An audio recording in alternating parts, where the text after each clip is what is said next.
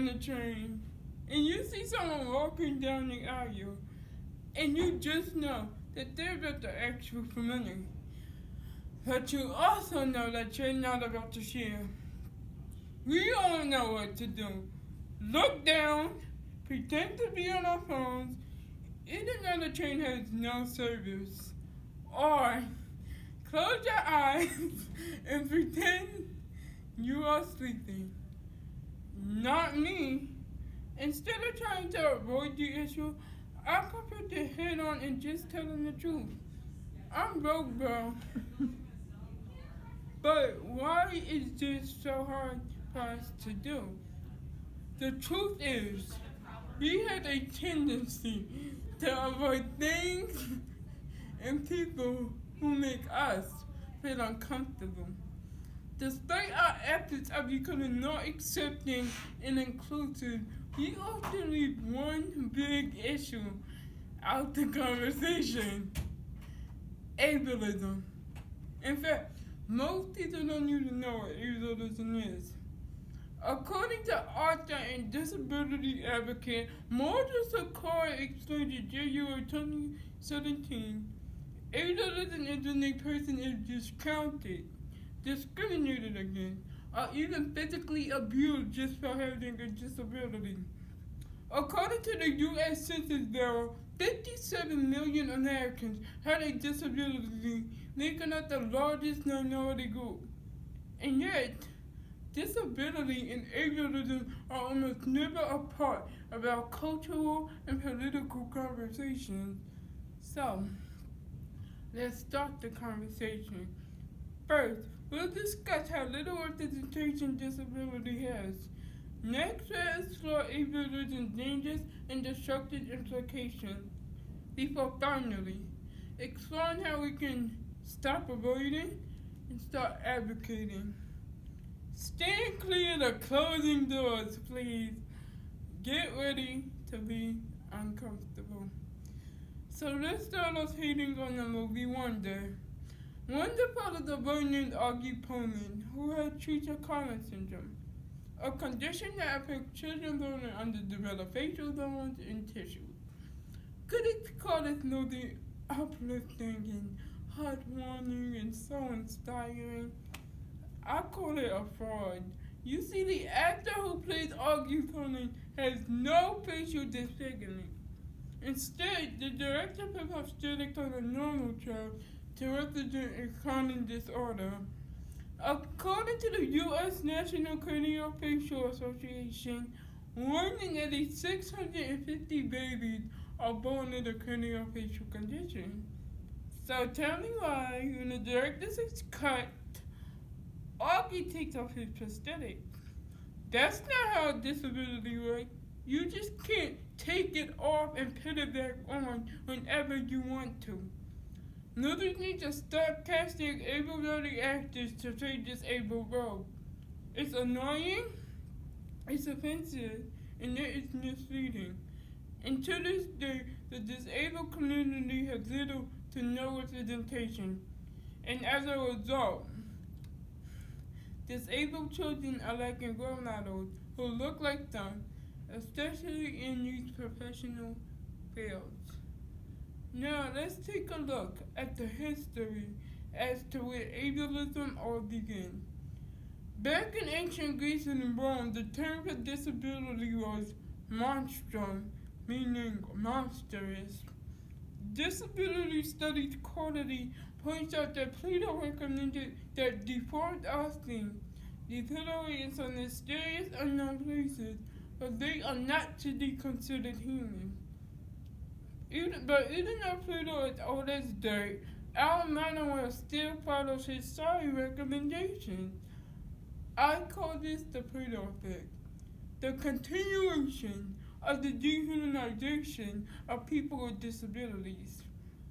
And if we continue to dehumanize those with disabilities, we are encouraging them to fall deeper into depression, which will eventually lead to suicide. One day I came across a story about a 7-year-old boy by the name of Jackson Bazan. Jackson, who had treated Collins as a contemplated suicide after constantly being called derogatory terms like a freak and a monster, he told his father, "Everybody hates me." That internet suicide is such a big issue within the disabled community, I cannot give you statistics of how many disabled people actually kill themselves, because there is none.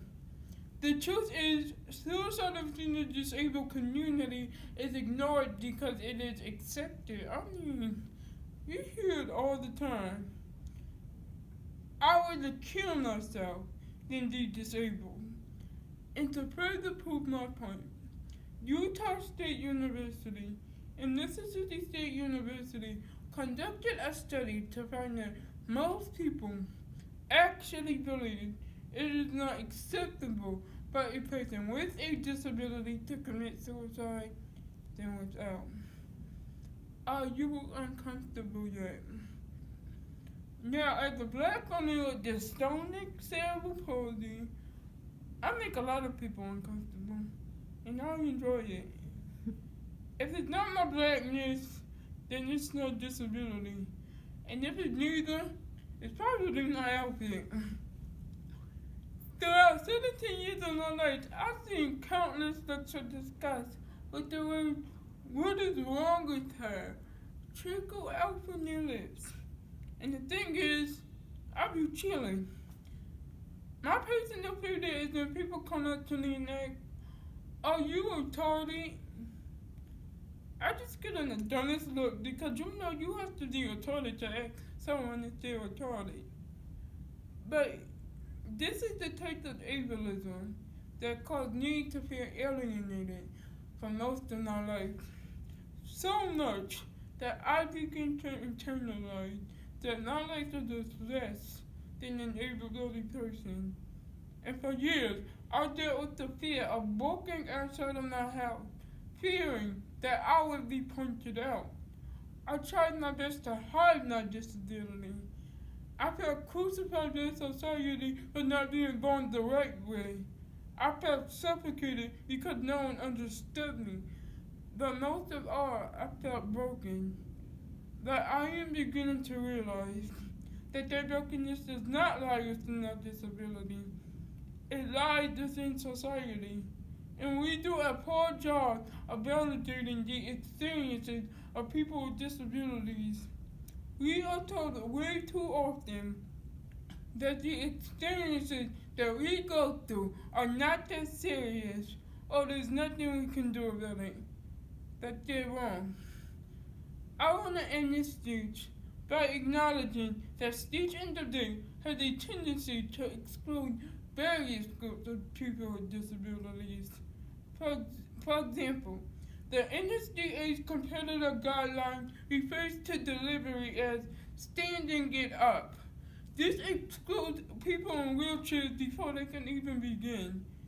And knowing this, I don't just want to talk about solutions, I want to implement them.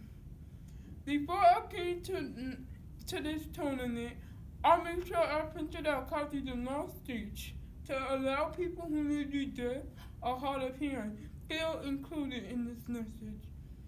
And I encourage every competitor in my round to print out copies of their speech to take part in the change. Changes in accessibility need to be made to make sure that anyone with a physical or cognitive disability feels welcome in the state. And lastly, a message to the disabled community. It is time. It is time that we start letting oppression settle our tongues into silence. It is time for our voices to be heard. And for the ones who cannot fight for themselves, it is time for the ones who can to fight for them. It is time to make them uncomfortable. So let's step up through the chain of ignorance. The next step is acceptance and inclusion. With that being said, if you're ever on the train again and you see that person begging for money, don't ignore them. Communicate with them. Who knows? Maybe y'all can become a broke pair of friends.